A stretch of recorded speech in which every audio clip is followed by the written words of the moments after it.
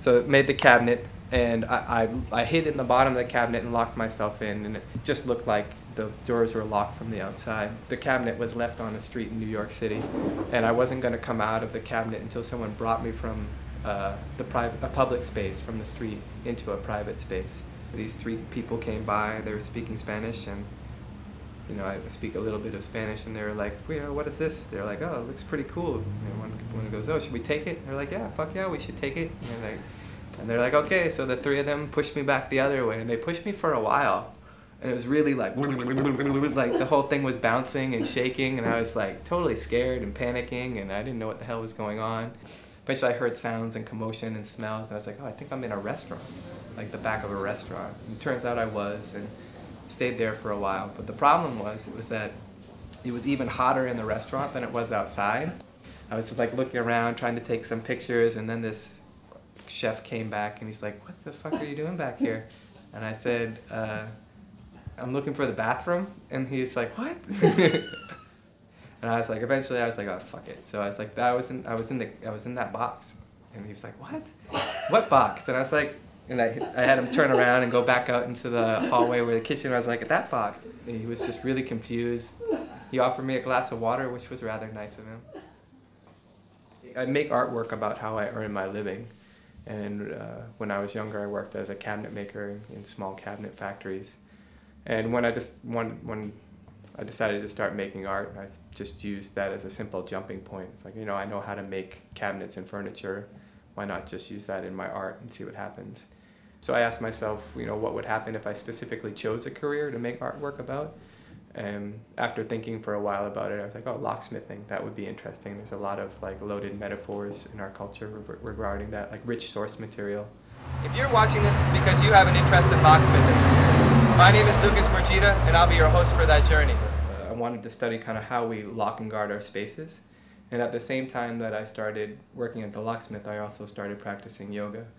And I did it for the same reasons. Like, I wanted to compare how we lock and guard our spaces compared to how we lock and guard our bodies. And the metaphors and the associations that we make with the two are really quite similar, which I talked a lot about in the body of work I did about locksmithing, which I made a school.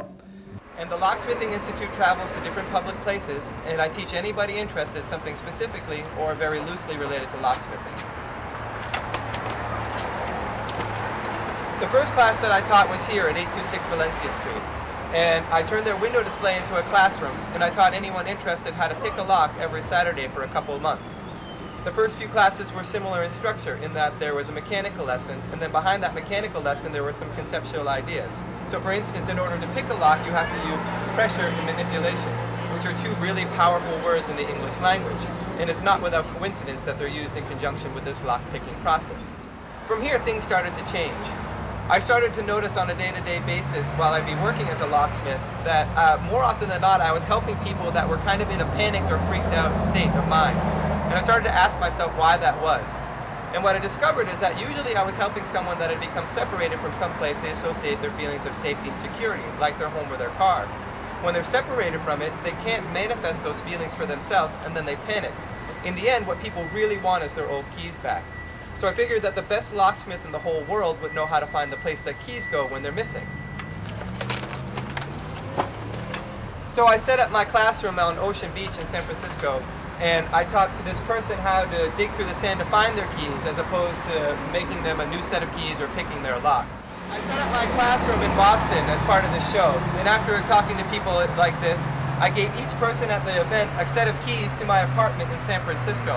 And I told them that in 4 days' time, when I returned from Boston to San Francisco, that I would be locked out of my apartment, which looks something like this. And the point is that my keys weren't lost. I knew exactly where they were. All those people in Boston had them. And we're directly tied to a lot of things that are outside of our immediate frame of reference that we'll never viscerally be able to experience, but that we're nevertheless affected by. And so my hope was that when someone put their hand in their pocket in 4 days' time and pulled out my keys and they said, oh, that guy Lucas is locked out of his apartment right now. I wonder what he's experiencing. And then suddenly they're tied to this event that they can't witness. There's an adage in locksmithing that goes, locks aren't really meant to keep crooks out. They're meant to keep honest people honest.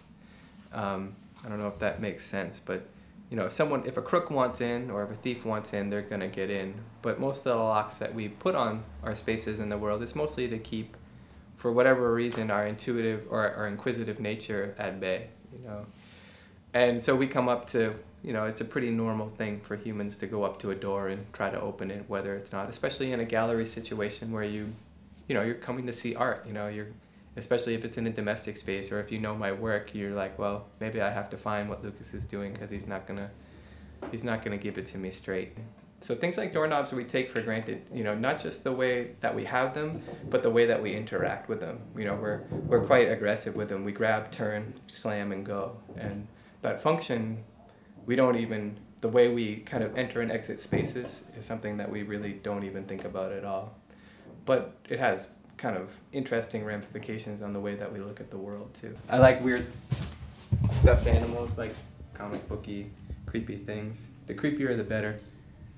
My friend Chris found this in a dumpster in Seattle or Portland or something. Mm-hmm. He had it in his house, and I was looking at it just like you just said, like, what the hell is that? And he said, I don't know, I found it in a dumpster, you can take it if you want. And I said, yeah, I don't know, it's kind of weird. I really like it though. I hope maybe someday I make a work of art that good.